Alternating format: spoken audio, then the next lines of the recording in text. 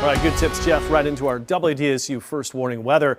Maybe for us, it's about keeping warm the next couple of days and a good time to check to see if that heat works, especially as it's cooling down tonight. But the coldest night set to come.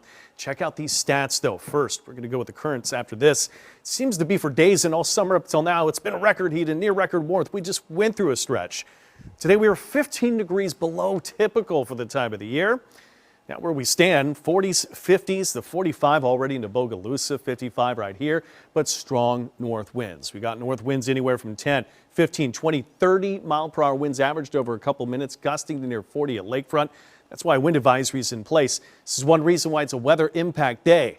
Tonight, going in towards tomorrow, we'll have another WDSU first warning weather impact day tomorrow. That's going to be for a combination of strong winds and heightened fire threat. So the reason this is here is the strong, cold air, at least the strong winds driving in the cold air. And so we've got a cold morning to get through, another cold day, cold morning and a chilly and cool afternoon before things will finally start to warm up. But maybe it's right in time. We want to get out for the weekend. Before we get there, though, it's going to be the chilly night tonight. The coldest temperatures, as I showed you, the top of WDSU News at 10 are going to be in the Mississippi. So freezing temperatures are close to it, about Macomb and areas farther north.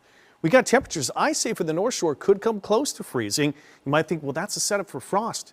With the strong winds that are there, I don't think that'll mean frost will be an issue. 40s for mostly South Shore, but home of the outlier at about upper 30s. Strong winds will make those temperatures feel even colder. We'll be below 50. So wind chills, folks, tomorrow morning. Coats, hats, maybe even gloves for some with feeling like 20s. Getting to work and school in the morning, make sure the kids are keeping warm if they got to stand at the bus stop here too. Now on the bright side will be just that, bright sunshine from start to finish, completely blue sky. Rare day we have in southeast Louisiana. Top temps upper 50s though, and still strong winds throughout the day. Not necessarily wind advisory criteria, but very dry air, strong winds. Again, that is a heightened fire threat. A little bit of morning rain and drizzle kept the humidity up today. The fire danger wasn't through the roof. Tomorrow it's a different story, so a weather impact day tomorrow.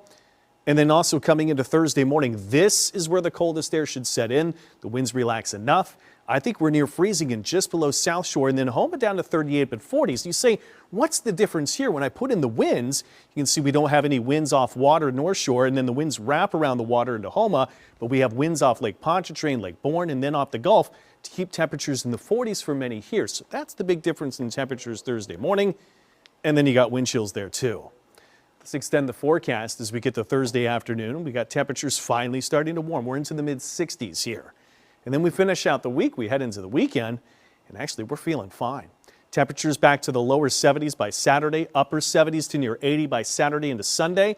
But unfortunately, as we get a strong south wind coming back and very high humidity, light winds on Monday, and we'll cool off. That's another setup for fog. So Monday morning, keep an eye on that forecast. Cold front, but no rain coming in. I just don't find any rain in sight, but at least those temperatures will warm.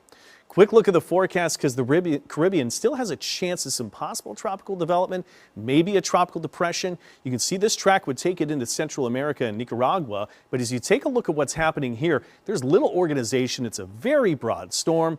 A lot of storms will hit Central America, and then maybe you start to see some movement northward, and maybe you say that's our chance for rain. Runs into the subtropical jet stream. That'll take systems or anything connected to it, and it'll take it more east. So we're not looking at anything with that system, nothing tropical. Maybe we'd like to tap into some rain, but we won't even get that either. So it's about the winds, the fire danger, and the cold the next couple of days. WDSU first warning weather, 7-day forecast for the weather impact day tomorrow for the combo of the winds, the chill, and the fire danger. The cold mornings, the WDSU first warning weather impact day Thursday morning. But then warmer for the weekend, and we get an extra hour sleep on top of that too.